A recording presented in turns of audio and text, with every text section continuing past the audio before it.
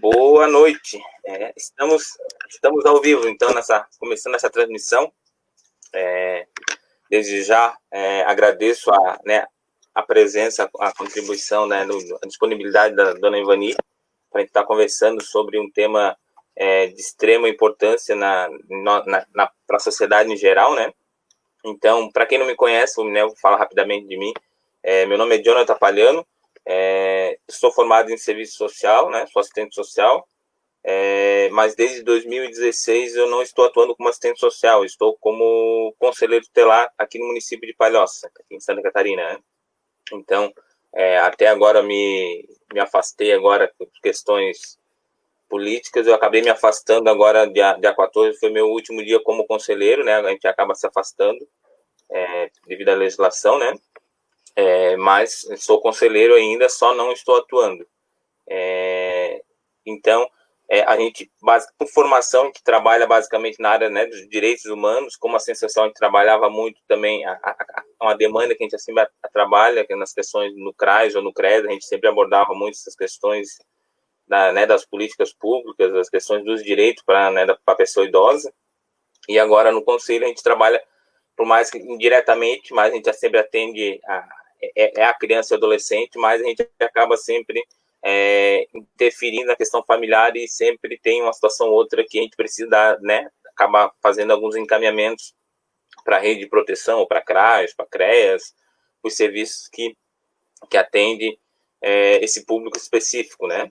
Então, desde já agradeço, então, passando a palavra para a dona Ivani se apresentar, contar um pouquinho da sua história aí frente ao Conselho, Conselho Estadual do Idoso, e as suas experiências aí enquanto nessa política, nessas questões de extrema importância para a nossa sociedade, né? Boa noite, fica à vontade. Boa noite, eu me chamo Ivani Fátima Arno Corade, né? Sou servidora pública da saúde do Estado, trabalho na parte administrativa do Hospital do CEPOM, e estou desde 2015 no Conselho Estadual do Idoso, representando a Secretaria Estadual de Saúde. Na gestão como presidente, estou desde 29 de novembro de 2019, sendo que agora, no 2021, encerra essa gestão, né, passando para uma outra pessoa, daí já da sociedade civil, né. Temos trabalhado bastante junto ao Conselho, desde que entrei no Conselho em 2015, já participando e trabalhando em vários outros conselhos, principalmente conselhos de saúde, né, Conselho Local de Saúde, Conselho Municipal de Saúde de Florianópolis, mas agora, então, como conselheira estadual da política do idoso, né, então, desde 2015, junto ao Conselho, viemos trabalhando em várias comissões, também estive como vice-presidente do Conselho, né, até 2019. Então, é uma luta que nós temos travado dia a dia. Não é fácil, né? Desde que entrei no Conselho em 2015, tenho aprendido muito, né? A gente aprende todos os dias, mas eu aprendi muito, porque era uma coisa que, embora conhecesse bastante de conselhos, mas um conselho, ele é diferente do outro, né? É o Conselho Estadual do Idoso, com outras políticas, né? E assim fomos trabalhando, fomos aprendendo, e estamos aprendendo, e não vamos parar de aprender nunca, né? Mas podemos passar nesse momento, desde que entramos nessa gestão, né, como presidente, desde que comecei a trabalhar como presidente, infelizmente tivemos muitos desafios. Eu acho que tem momentos que eu converso com os conselheiros, né, com a nossa vice-presidente, a doutora Ariane, que eu acho que nenhum presidente do Conselho Estadual do Idoso passou pelos desafios que estamos passando. Tivemos que, em 2019, realizar uma conferência estadual do idoso, que geralmente de 3 dias, tivemos que trabalhar num dia só. Sem dinheiro, complicado. Sem dinheiro, né? Fomos buscar parcerias com a Universidade Federal, fomos buscar parcerias com várias, então, junto à Secretaria de Estado da Desenvolvimento Social, conseguimos trabalhar e realizar a Conferência Estadual da Política do Idoso, né? E, logo em seguida, quando nós começamos a nos preparar para a Conferência Nacional do Idoso, vem a pandemia, né? Então, sim, dentro da pandemia, os desafios foram imensos. Foram desafios aos quais a gente ainda está trabalhando, porque não vão parar agora, né? A gente sabe que é uma luta que vai para frente, mas o desafio de saber como está o nosso idoso no Estado, tanto o idoso institucionalizado, como o idoso também que mora só, né? O idoso que está junto com sua família. Não é porque ele está dentro de casa junto com a família que ele está se sentindo bem. Porque ele era acostumado a ter uma vida social, né? De repente ele tem que ficar dentro de casa. Então, são desafios que, como conselho, estamos trabalhando para o bem-estar do idoso, né? Então, como te falei, aprendizado que a gente não acaba nunca. A gente, né, nunca sabe tudo, né, e essas instâncias, por mais, né, para quem participa né, já participou de vários conselhos, por mais que a ideia geral ali, o objetivo geral é muito parecido, mas a dificuldade, ali na prática, muda muito de um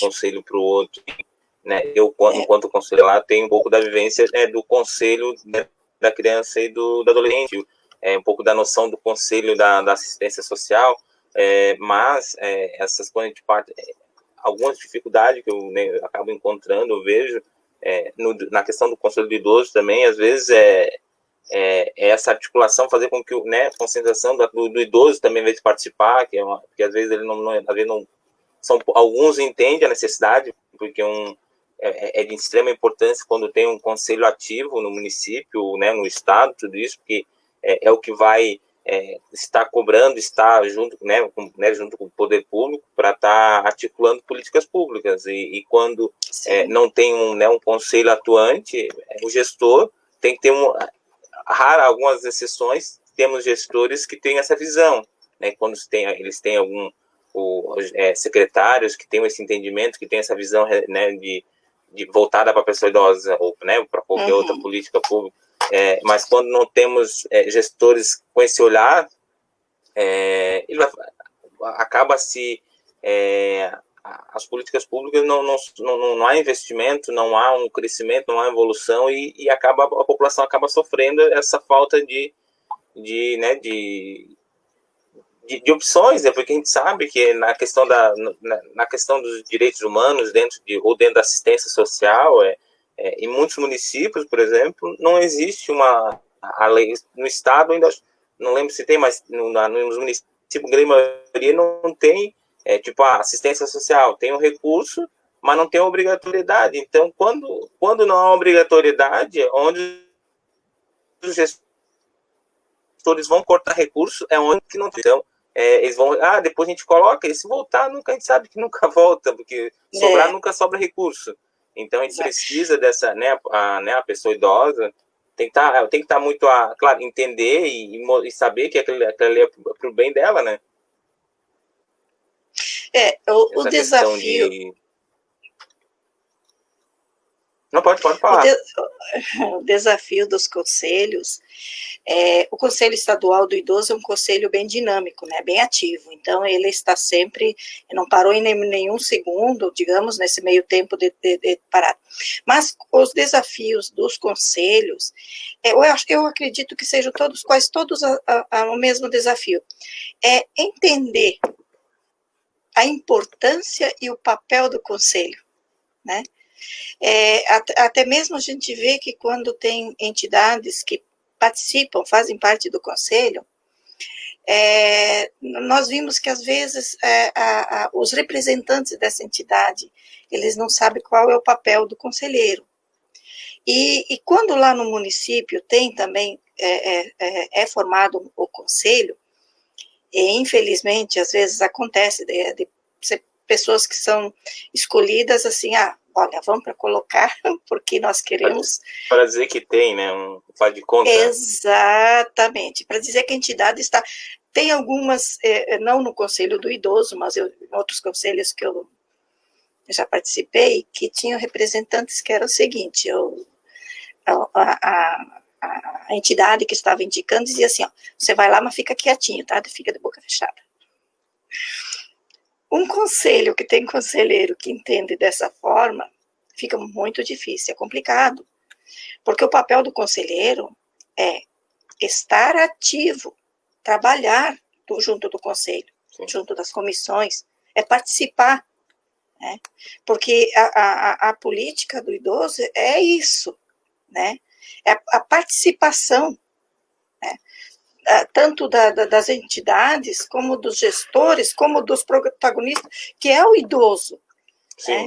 Muitas vezes a gente vê lá nos municípios que o idoso nem sempre ele entende como você falou, ele não entende o valor dessa participação, como é importante ele estar presente em algumas modalidades que o próprio gestor do município proporciona.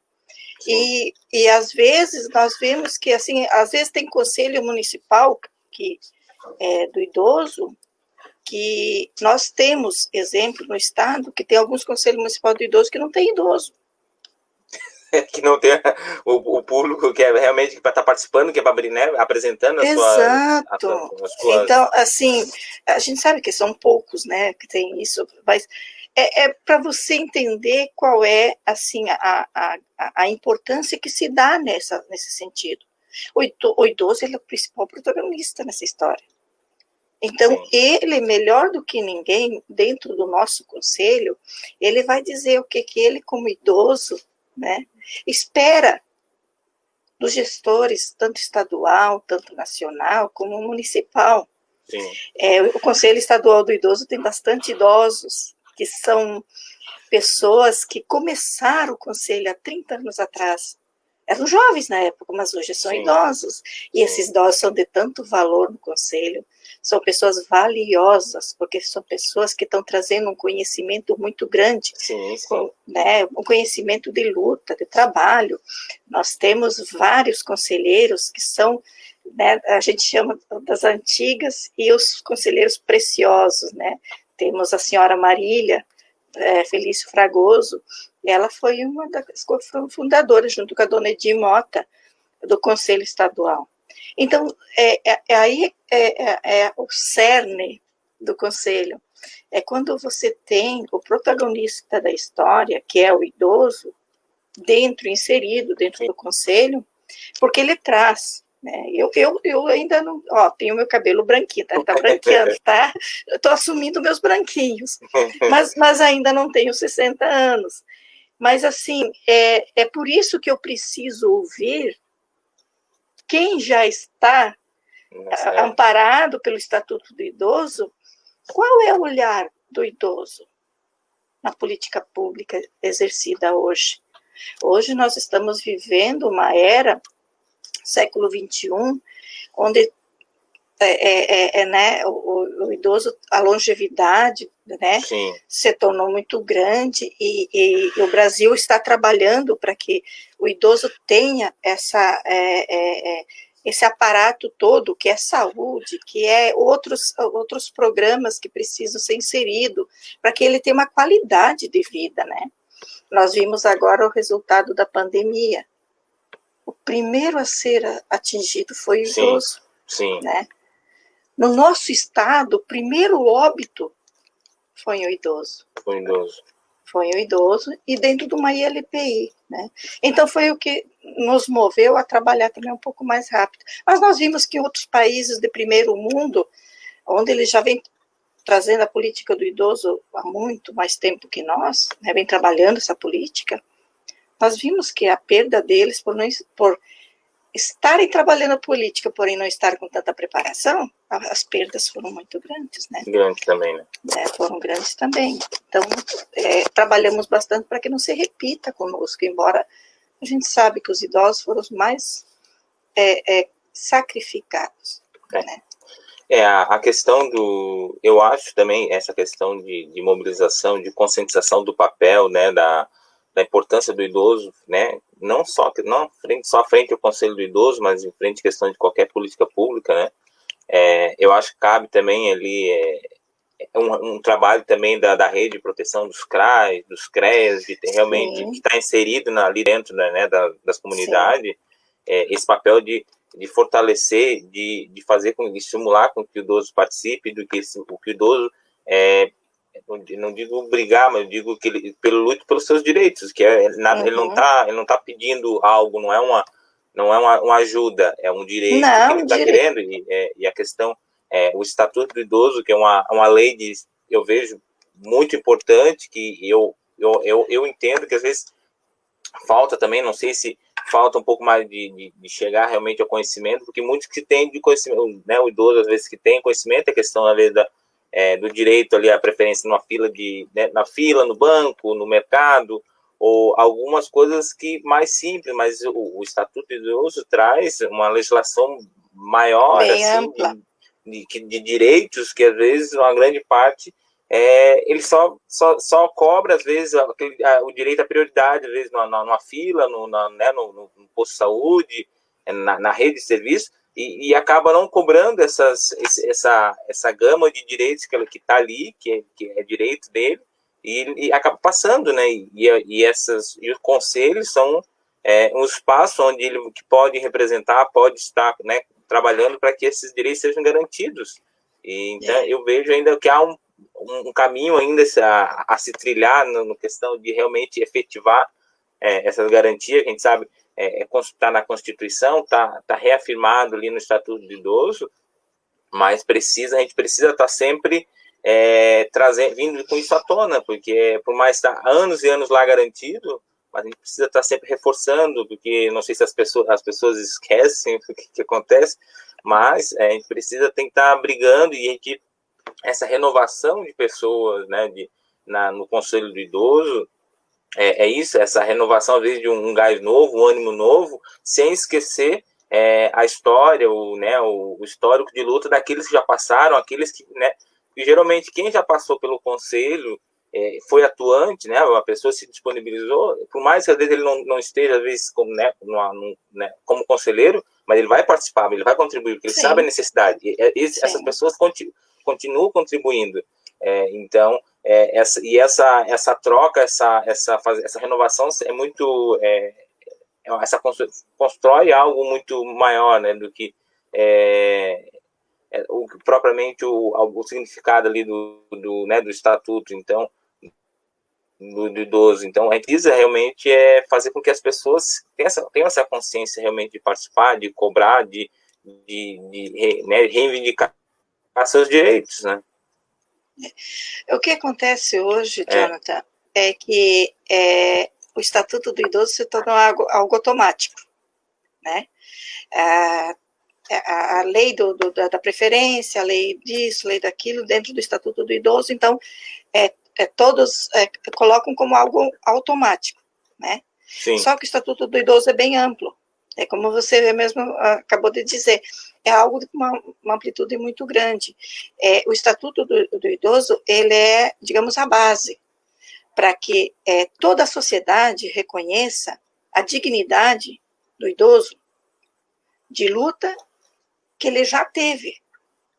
E agora é direito dele ter o retorno dessas lutas. Nós não precisamos ir muito longe. Nosso país hoje ele exerce democracia, porque pessoas, né, lutaram lá no passado, que hoje são idosas.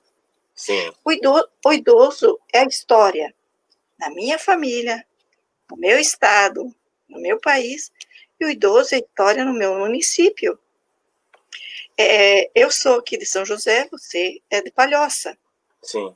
Os que fizeram o nosso município são nossos idosos hoje.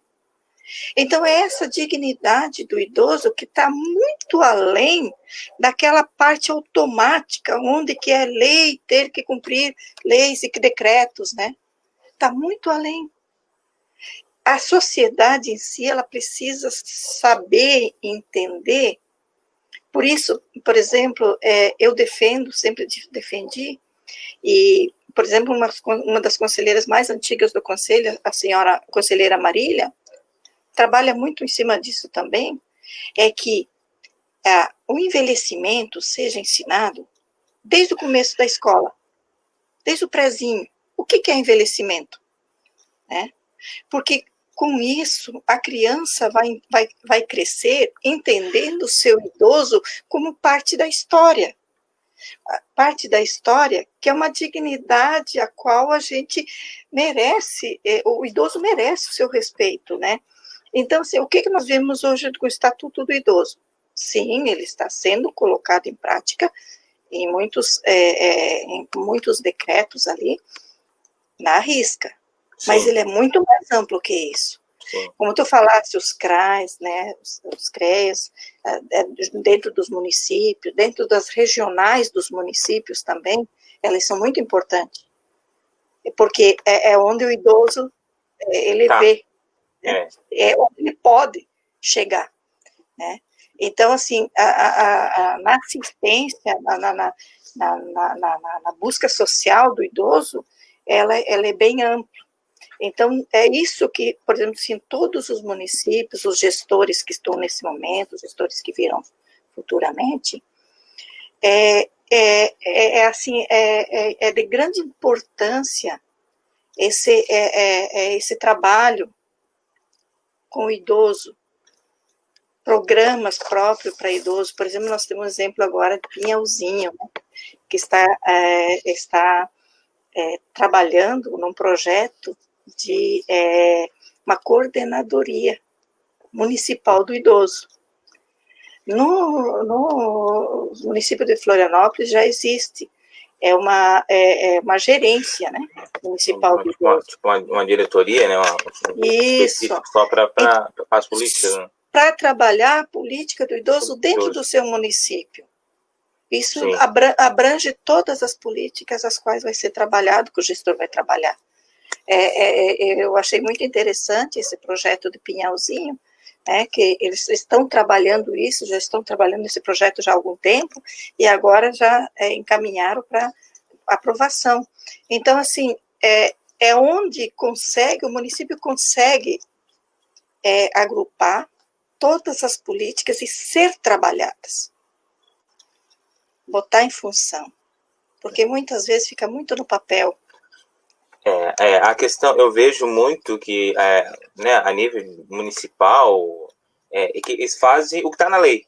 Tá ali, vamos fazer, mas aquilo ali é o mínimo. Automático. É o mínimo, e além daquilo ali, vamos pensar além disso, o que eu preciso mais, não, é direito a isso aqui é direito, tá, mas o que a gente pode fazer além disso, para que realmente o idoso se sinta realmente atendido, porque fazer o mínimo é só para, tudo bem, tá fazendo, mas é o que a lei diz, se a lei não tivesse a lei, nem aquilo não ia fazer. Então, eu vejo, às vezes, parte e às vezes é questão de gestão, de gestores que, tudo bem que às vezes a pessoa que assume uma determinada gestão não saiba, não entenda, a gente também, eu sou da pessoa que ninguém sabendo de tudo, mas a pessoa pode buscar, nada impede que a pessoa, eu não sei, tá, mas eu vou estudar, vou verificar o que dá para fazer, o que eu posso. Vou consultar, né, outros locais, outros municípios, o que estão fazendo, e vamos trazer, porque assim, o que é bom, a gente pode copiar, vamos lá conversar, o município vizinho está funcionando, tem um programa que é ótimo, excelente, tudo bem, para nossa, às vezes a realidade muda, porque a gente sabe que no município cada um não dá para executar tudo igual no estado todo, que são muitas, as questões culturais mudam, mas e são realidades diferentes também. Mas a gente pode adaptar para nossa realidade. Vai dar certo. E tenta, se não der certo, não deu. Ok, mas pelo menos tenta. E não dá. A gente vê muito essa questão, às vezes, de falta de vontade. Porque, às vezes, a gente sabe que a questão de recursos falta isso dentro da área das questões humanas. A gente sabe que são recursos que não vêm assim, tem que praticamente implorar, não tem. Dentro da assistência social, então a gente sabe como é que funciona, mas não dá para levar isso tudo, porque tem coisas que são, às vezes, atitudes, um querer um pouco além um pouco de vontade, às vezes, tudo bem? Às vezes precisa, às vezes, de recursos para dar continuidade, precisa, mas falta, às vezes, um pouco de vontade de algumas pessoas para fazer as coisas funcionarem. E as pessoas esquecem que né, a população está envelhecendo e os idosos de amanhã somos nós, né? Os idosos de amanhã. Eu serei idoso amanhã. Então, assim, a gente está indo para... Assim, é o fluxo é para lá que a gente vai, não tem? Entendeu? Então, e as pessoas esquecem disso. E falta a questão de, às vezes, eu vejo também da questão de políticas relacionadas à questão econômica, porque a gente sabe que o idoso com um salário mínimo, ele sobrevive, né? Ele sobrevive, não quer dizer que ele tenha qualidade de vida. Ele está sobrevivendo ainda, às vezes, ainda com a ajuda de filhos, quando os filhos conseguem, da sociedade ali. Mas quando eles não são a parte do orçamento familiar também, né? Isso, então, fica mais difícil ainda. Ainda tem isso. Então, eu vejo, ainda falta as questões de política, né, de econômico voltado, porque o idoso, como tem essa questão de ele ter né, ele está vivendo mais, questões, né, diversas questões de saúde, tudo isso tem qualidade, está melhorando, e o idoso precisa complementar essa renda e precisa, às vezes, né, como se depender só né, das empresas privadas, da boa vontade, a gente sabe também nem todas têm né, os empresários têm essa visão mais ampla, né? Então, se o poder público não intervir diretamente, de fazer com que, né, políticas públicas obrigar ou conscientizar os empresários a questão de espaço para esse idoso, de fazer cumprir a lei, precisa ser realmente uma intervenção do poder público nesse sentido, né? A gente sabe que muitos municípios são realidades totalmente diferentes. Sim, no nosso estado, cada região tem sua realidade e cada município mais ainda, né? Nós temos municípios pequeninhos, com pouca renda, temos municípios pequenos com muita renda melhor, mas daí vai da criatividade do gestor. Porque a gente sabe que, né, o gestor público, como você falou, o dinheiro nem sempre vem como precisa, como deve servir. Sim. Né? E quando vem, a distribuição não é igual. Mas daí, o que a gente... eu, como a Ivani falo, como dona de casa, como trabalhadora, sugestão é parcerias. Muitas vezes o município ir buscar parcerias junto a empresas, junto a órgãos, junto a ONGs, né? E nós, por exemplo, um exemplo que nós temos no nosso estado, nós não temos ILPI pública no nosso estado. Nós temos filantrópicas, nós temos algumas particulares, que não são muitas, mas a maioria são filantrópicas. E tem municípios que não têm ILPIs. Tem municípios, por exemplo, lá no Oeste, é um exemplo, que muitas vezes, quando o município precisa do ILPI, ele precisa comprar vagas de municípios aqui próximo ao litoral. Sim. Aí o idoso sai do convívio da família de lá para vir ali, onde o familiar também não pode vir visitar. Né? Porque a questão das visitas, né? Então, é uma bola de neve, quer dizer, é um problema que gera outro problema, que gera outro problema, e assim por diante. Mas também temos boas iniciativas, temos boas criatividades, como eu falei, por exemplo, no Oeste, nós temos cidades que implantaram a família acolhedora. Xanxerê, Chapecó. Para o idoso? Para o idoso. Essa é novidade, não conhecia essa. Tem. Conheço para a questão do acolhimento de criança, né, de adolescente, mas isso, agora temos do idoso também. Eu não posso te precisar, a ti e aos que estão nos ouvindo, se o primeiro município a implantar foi Xanxerê ou foi Chapecó. Mas sabemos que Xanxerê e Chapecó... o fato de ter, que realmente é uma coisa que está acontecendo, e já tem outros municípios também, que no momento eu não me lembro, que a FECAM, que trabalha muito com isso, né? Então, eles são os grandes incentivadores. E está dando super certo, nesses municípios. Então, para a necessidade de uma ELPI, a família acolhedora para o idoso está sendo a solução. E uma solução porque, assim, essa família, ela tem poucos idosos daí, ela acolhe poucos idosos. Ela tem um número fixo, né? Eu acho que no máximo 5 idosos. A atenção pode ser dada com mais pessoal para cada um. Nós vimos exemplos de idosos que estão nessas famílias acolhedoras, que é muito importante esse convívio. Também outra sugestão, exato. Quando, por exemplo, às vezes tem municípios que querem implantar a família acolhedora, mas às vezes não tem pessoas que possam ser, famílias que possam se candidatar. Sim. Porque precisa todo mundo, né? A sugestão tem os critérios, né? Isso, conversa com a família consanguínea desse idoso e vê se um membro da família desse idoso pode pegar e viver integralmente para esse idoso. E, em vez, por exemplo, o município que vai pagar uma família acolhedora, paga esse familiar que vai ter que deixar de trabalhar, ele vai cuidar, ele vai se integrar, né? 24 horas, né? Para o idoso. Então, assim, às vezes são soluções simples, quer dizer, não é tão simples, a gente sabe que tem toda uma estrutura atrás disso, mas que pode ser trabalhado para não tirar o idoso de dentro de seus familiares também. Porque o idoso, dependendo do grau que ele está, às vezes ele está bem cognitivamente e ele tem bem consciência do que está acontecendo e é a decisão dele, pronto. Mas às vezes não é bem assim.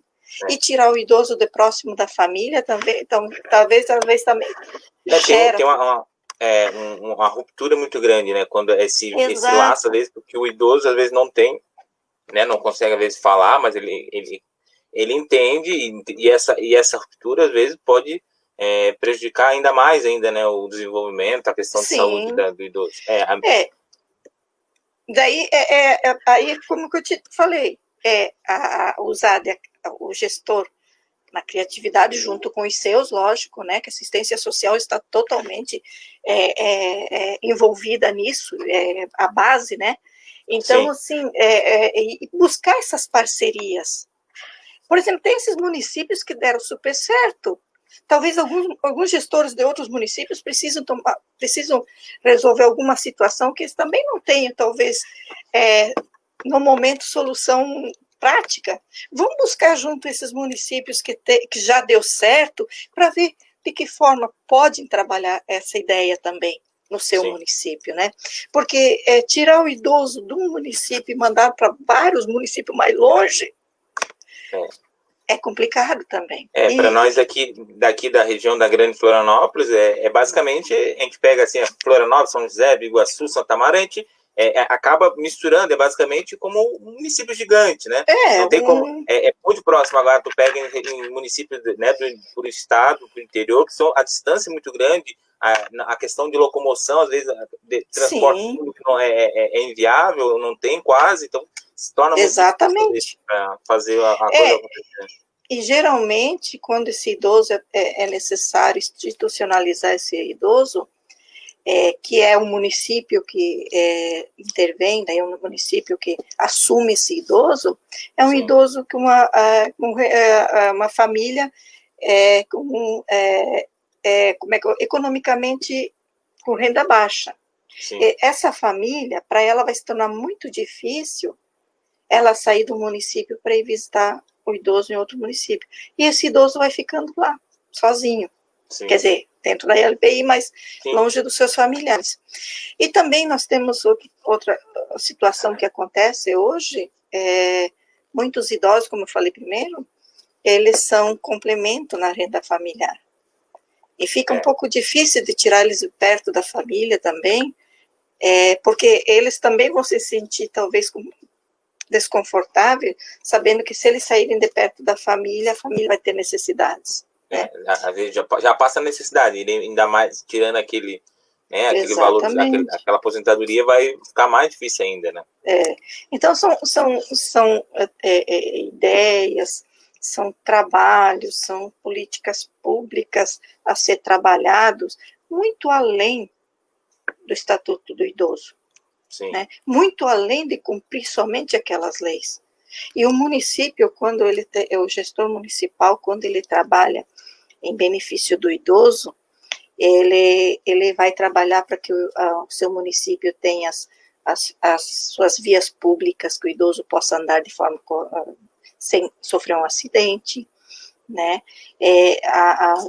Locais de acesso, onde o idoso precisa entrar, o acesso, de fácil acesso, né? Sim. Então, quando o gestor está trabalhando isso para o idoso, ele não está só fazendo para o idoso, ele está fazendo para a gestante, ele está fazendo para o portador de necessidades de uma cadeira de roda, e visual, ou seja, ele está beneficiando todos os que têm necessidades no seu município. Ou, às vezes, pessoas que sofrem um acidente precisam de ter essas ruas, né? E, às vezes, muitas vezes, a pessoa só percebe que essa rua está com buracos, as calçadas, quando você quebra um pé. Quando passa por uma situação ali de saúde, que realmente precisa se locomover e ver a dificuldade de andar numa cadeira de roda, de andar de muleta, e a gente sente a dificuldade, né? E é interessante que se acontecer isso com a gente, é momentâneo, né? A gente vai melhorar. Mas para o idoso é algo necessário, porque é o dia a dia dele, né? O idoso, por exemplo, nesse momento nós sabemos que o idoso está dentro de casa, se protegendo, se cuidando, e é necessário que permaneça por mais um pouco ainda. Mas no município, em qualquer região, o idoso no circular no dia a dia faz parte da vida dele. Ele precisa ir ao mercado, porque o idoso continua sendo um consumidor, continua sendo o eleitor que vota. Sim. Ele continua, ele precisa ir na academia. O idoso, ele tem uma vida normal, né? E é nisso, nessa qualidade que ele possa continuar tendo, que tem que se investir. Sim, é uma coisa que eu vejo também, essa falta, né, de necessidade de investimento na área, não na área de questão de saúde, na área cultural também, que eu vejo falta muita coisa na área cultural mesmo. Eu vejo que precisa realmente melhorar muito. Então, e são coisas que acabam fazendo que às vezes tem idoso, né, não tem outra ocupação, mas um idoso que às vezes não tem muita coisa para fazer, ele acaba ficando ocioso, acaba adoecendo por falta de uma atividade, e às vezes o município, né, não tem nada de oferta para ele, então ele acaba, aquele tempo para ele é muito mais difícil passar o tempo para uma pessoa. Fica um tempo ocioso.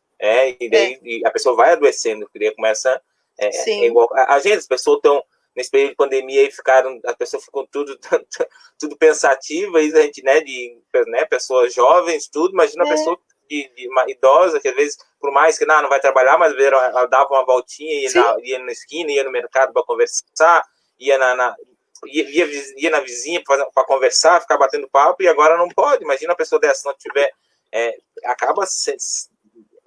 cabeça vai a mil, né? Eu tenho um exemplo, meus pais são idosos. Meu pai mora em Chapecó e ele já tem 75 anos, né? E meu pai, ele é uma pessoa que ele sempre gostou de tomar chimarrão na casa dos amigos, todos os dias, religiosamente. Desde que me conheço por gente, meu pai sempre foi de dividir o chimarrão com os amigos. Nesse momento é impossível. Primeiro, visitar o amigo. Segundo, compartilhar o chimarrão.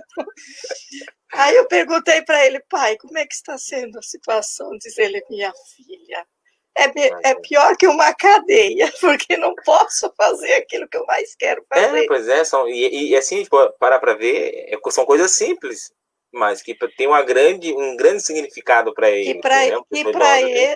Que para ele, como um gaúcho lá da Erechim, daquela região de lá, que compartilha isso, fica bastante difícil.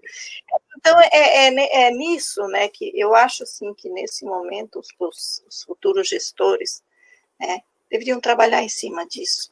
Os que estão no momento estão fazendo o possível, a gente sabe disso, devido também à pandemia, mas assim que, porque daqui para diante, nós vamos envelhecer, né, mais tempo. Eu serei idosa que alguns anos, né? Então, assim, eu quando chegar na minha vez de ser idosa, quero ver as políticas voltadas ao idoso sendo botada em prática, sim, não só no papel. Sim. É muito bonito no papel. O papel aceita tudo, né? O papel, se quiser, tá lá. Está lindo os projetos lá, mas eles têm que sair de lá.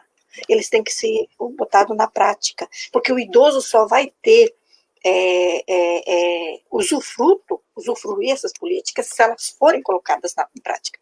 Aí onde que entra os conselhos municipais também, de fiscalizador. Né? Aí a importância do Conselho Municipal no seu município, em todos os municípios, porque ele age como um fiscalizador, vê se o gestor está, né, e cobrar do gestor. Sim. Até por isso, já que ele é paritário, né, já para tentar, para não perder força, assim como, né, a área eu vejo também, assim como dentro da área do idoso, a área da criança e do adolescente, eu vejo também que quando não se tem conselhos atuantes nos municípios, são áreas também que precisam de investimento. Ali na infância e depois na velhice. Não sei, as pessoas acabam esquecendo disso, que assim, não fazem, porque assim, o que fazem é o que a lei diz, tanto para uma visão, uma opinião minha, mas o que eu vejo, o que está sendo feito, basicamente, é o que a lei diz, que é obrigação investir na área da infância, e que a lei diz que é obrigado a investir na área do idoso. E além disso, não se pensa, não se faz, não se dá um passo a mais, né? É que nós pensamos nesse intermédio. Nós pensamos no momento que nós estamos vivendo. Porque quando pergunta para uma criança o que ela quer ser no futuro, ela tem na ponta da língua, né?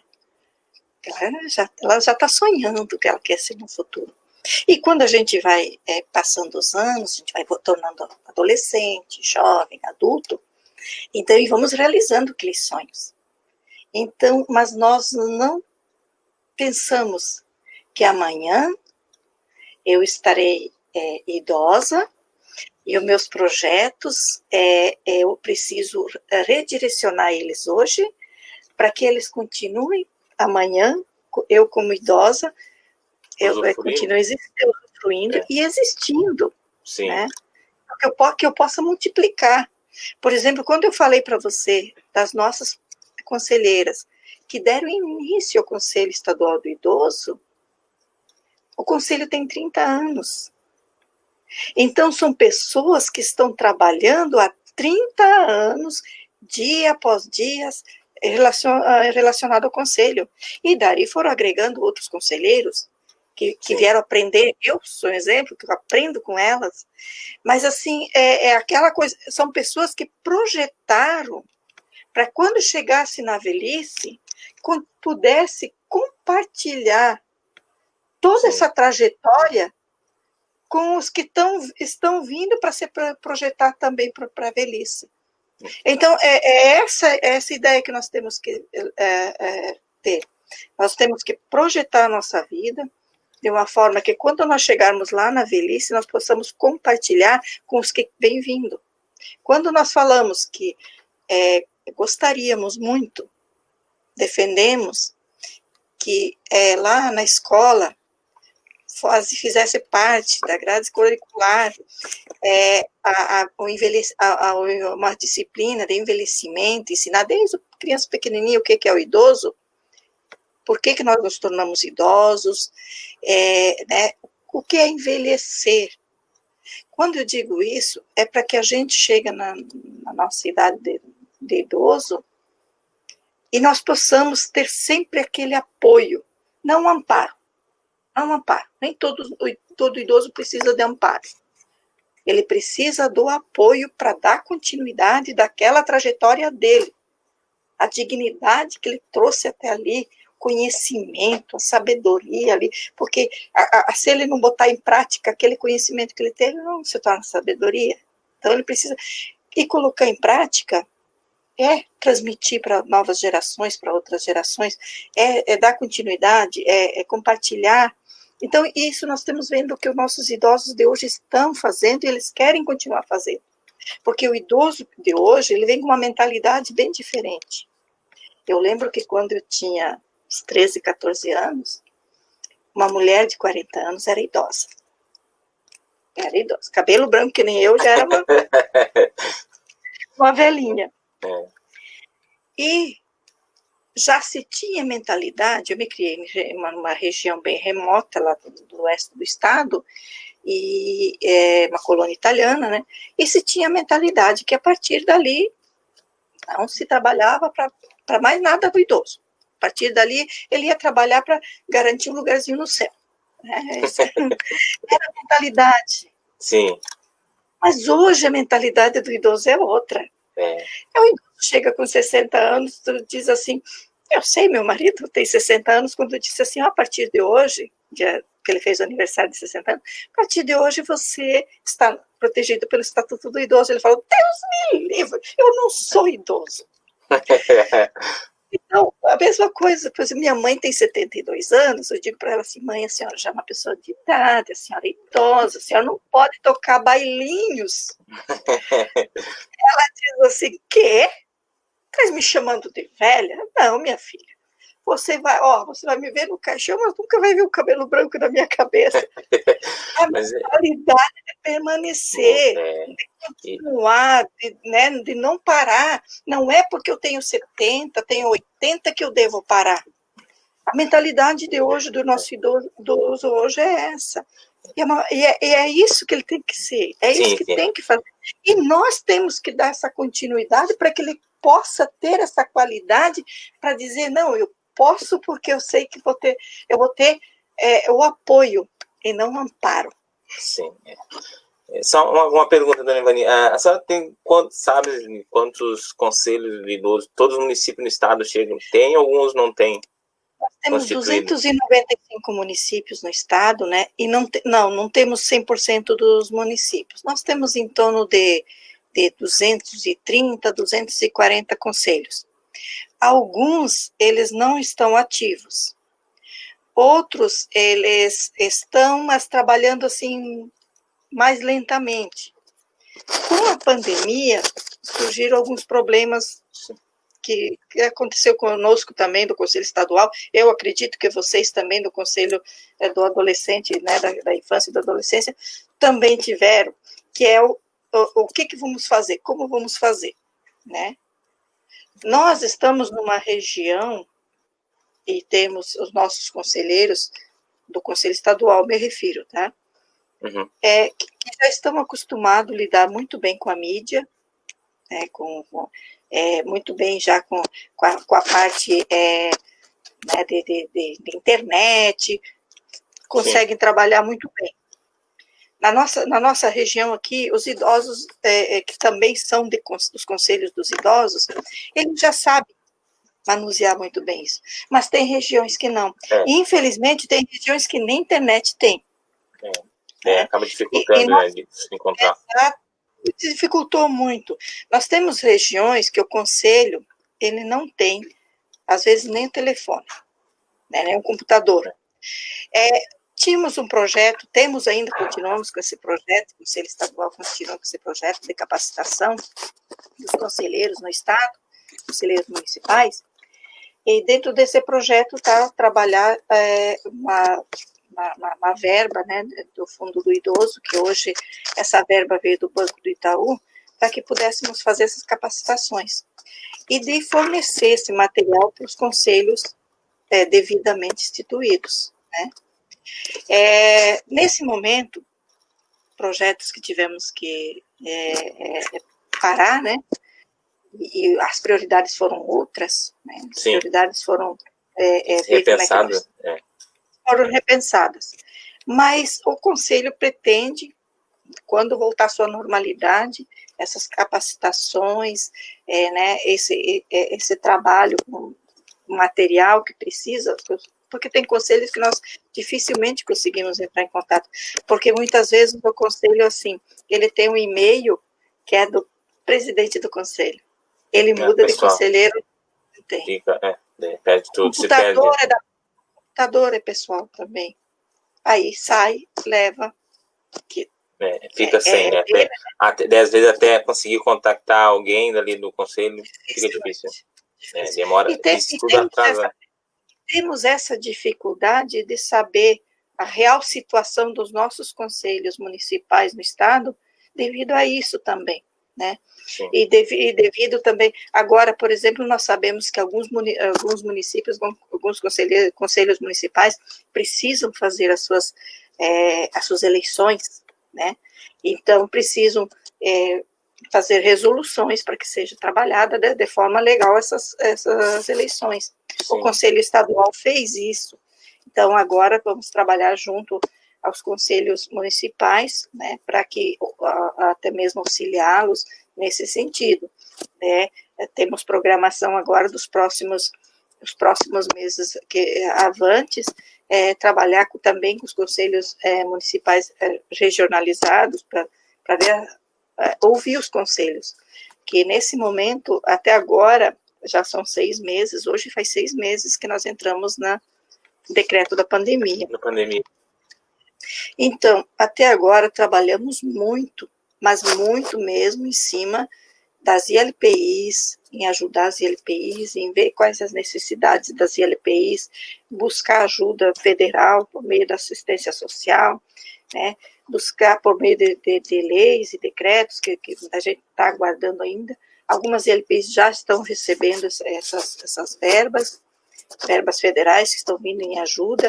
Chamamos a sociedade, o conselho fez uma ponte entre a ILPI e a sociedade, para que a sociedade entrasse em contato com as ILPIs, visse as necessidades das ILPIs e ajudasse, e essa campanha continua. Então, a sociedade continua sendo chamada para isso. Mas agora nós temos que escutar os conselhos, né? Até agora, então, ouvimos muitos nossos conselhos municipais para ver suas necessidades e estamos vendo que alguns têm dificuldades grandes também. Está havendo essas mudanças de gestão também. Então, agora, a partir de setembro, vamos nos dedicar, né, em ouvir os conselhos. O Conselho Estadual vê o que pode ser de ajuda, né, também, nessas resoluções que os conselhos precisam fazer para que se torne tudo legalizado, né, as eleições e suas reuniões virtuais, ver como podemos ajudar os que não podem, nesse momento não conseguem fazer reuniões, né, as comissões que não conseguem se reunir. Então, são várias coisas que, devido a esses 6 meses aos quais tivemos todo esse trabalho, essas transições, agora nós sabemos que os conselhos agora precisam começar a trabalhar para não esperar muito tempo, porque nós vimos que alguns até pararam o trabalho. Então, isso não é possível, não pode acontecer. A gente sabe que, lógico, cada situação é uma situação. Então, nós não podemos dizer assim que, né, mas precisamos trabalhar. Não dá para parar totalmente, né? Tem que tentar fazer dentro das possibilidades, né? E nós vimos que agora também, logo em seguida, vem troca de gestores municipais, então nós precisamos acompanhar, os conselhos também precisam acompanhar todo esse trabalho, todas essas políticas que saiam do papel e as propostas, e assim por diante. Então, assim, nesse momento, o Conselho Estadual está trabalhando, né, nesse projeto de nós ouvirmos os conselhos municipais, né. E na continuidade. Assim, dona Ivani, o horário está se aproximando do que a gente tinha combinado. Né, se ela quiser fazer as considerações finais ali, para a gente não se alongar muito, não ficar muito cansativo. Então, se você quiser fazer as considerações finais da senhora. Olha, Jonathan, agradeço muito esse momento, esse espaço para que a gente possa conversar um pouquinho, né? Sabemos que nesse momento, em Santa Catarina, nós tivemos muitas adversidades, né? Nós tivemos a pandemia que veio fechar todo mundo, inclusive alguns conselhos. Tivemos um ciclone que destruiu muita coisa, inclusive algumas sedes de conselhos. Então, nesse momento, sabemos que Santa Catarina está se reerguendo de muitas formas, de muitas coisas que aconteceram. Mas jamais perdemos, né, a fé nas pessoas que estão nessa dianteira, os conselheiros, pessoas dedicadas, pessoas que querem trabalhar, né? Então, todos os conselheiros dos municipais do estado de Santa Catarina, parabéns, porque todos estão, de uma forma ou de outra, né, trabalhando, queremos continuar trabalhando, né, precisando de ajuda, de alguma coisa que o Conselho Estadual possa ajudá-los, estamos à disposição, entre em contato pelo e-mail do Conselho, pelo telefone do Conselho, né, e esperamos que esses gestores que estão agora continuem trabalhando na política do idoso, política pública, que nós precisamos muito. O nosso estado, ele está envelhecendo rápido. Nosso país está envelhecendo, nosso estado também. E daqui um pouco, nós vamos precisar de ampliar mais. Então, que comece a ser trabalhado, os municípios que não estão trabalhando, comece a ser trabalhado. Busquem informações com os municípios vizinhos, como você mesmo salientou. Busque informação com o município vizinho. Vê de que forma está sendo trabalhada lá. Talvez possa ser colocada no seu município. E que os futuros gestores, né, possam vir com a ideia de botar em prática. Tirar do papel. O papel é muito bonito, o projeto no papel. É lindo, desenhadinho. Mas ele tem que ser botado em prática, caso contrário não vale para nada.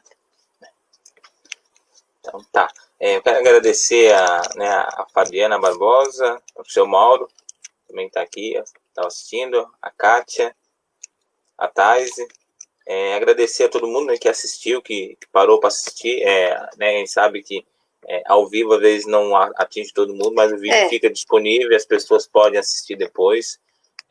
Já convido também, eu tenho um canal no YouTube também, é só procurar por Jonathan Falhano, eu posto todas as lives que eu faço semanalmente, faço uma live, então já no domingo que vem tem outra live já que eu vou fazer sobre a questão do, ainda não está bem definido, mas provavelmente vai ser sobre as questões da área da psicologia nesse período de pandemia, questão de atendimento clínico, ou vai ser sobre o trabalho da Associação Catarinense de Conselheiros, né, Tutelares no Estado, né, nesse período de pandemia, como estão atuando. Então, falta fechar ali qual das duas vai ser.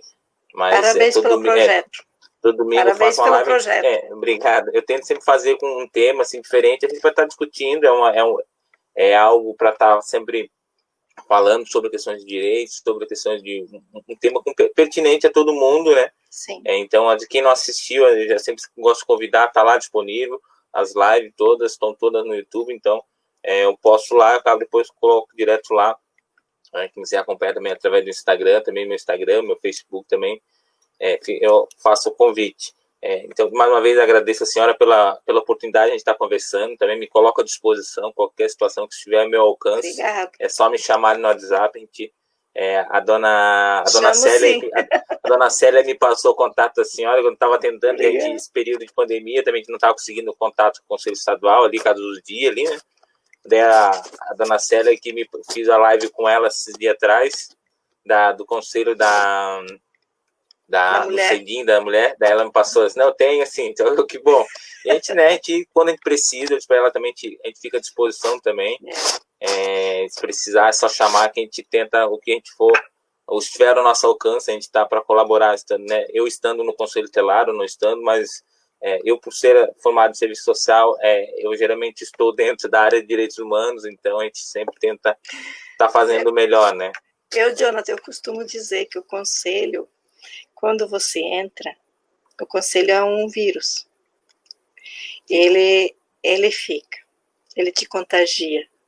E você, para sair, tu não sai mais. Eu digo pessoalmente, porque há muitos anos, quando eu entrei no Conselho, pensei, no Conselho de Saúde, pensei, meu Deus, o que é que eu entrei no Conselho Local de Saúde do Centro. Pensei, o que é que eu estou fazendo aqui? Eu não entendo nada de conselho. E nunca mais consegui sair do conselho. Então, vai aprendendo, né? Vai buscando. Né? Sim, nós vamos buscando conhecimento na área que a gente está indo. Por exemplo, quando eu entrei no Conselho do Idoso, também pouco conhecimento, mas a gente busca aprender, a gente não para de aprender. E é um vírus, contagia, nunca sai. Então, ao André também, que entrou ali agora, mas assim, realmente eu fico muito agradecido, porque é um domingo à noite, então as pessoas pararam para assistir, a senhora que se disponibilizou, e mais uma vez, essa questão de, né, a gente não tem como deixar de falar, como a senhora comentou, agora há uma troca de gestão, né, no estado, né, no Brasil todo, que estão atuando, que estão ativos, de chamarem, de conhecer esses pré-candidatos aí, né, principalmente a questão a prefeitos. Eu acho que caberia de chamá-los e ver quais são as propostas para esses postos, né, que estão se colocando à disposição para cargo, né, para o cargo do prefeito, o que ele está pensando para a área do idoso, de realmente os conselhos fazer com que ele veja que precisa desse investimento. Se ele não tem a proposta, que ele traga a proposta até mesmo para mostrar que realmente está pensando, até mesmo porque se faz necessário, assim, não dá para dizer que por mais que o Conselho de Idoso não é na questão da política, mas a gente sabe que é um momento político que precisa a participação, a gente precisa saber quem vai entrar, tem que ter essa vontade, tem que ter esse entendimento do que é a política do idoso e realmente fazer as coisas, tirar do papel, que você falou, tem que tirar do papel o que está lá, o que não está a colocar, então, que o município inclua, crie, né, uma legislação para a questão do idoso e que que realmente seja efetivada a política do idoso. Então, eu acho que é muito interessante né, dos conselhos onde que atuam, né, de buscar essa informação, de realmente cobrar, porque também tem o papel do conselho, né, de cobrar, de apresentar, de fazer o acompanhamento, mas realmente é um momento ímpar, nós estamos vendo que precisa, por mais que a questão da pandemia, mas precisa, não dá para deixar, e daí a pessoa, quem entra, ano que vem não assumiu compromisso nenhum, fica nisso, e daí depois demora muito.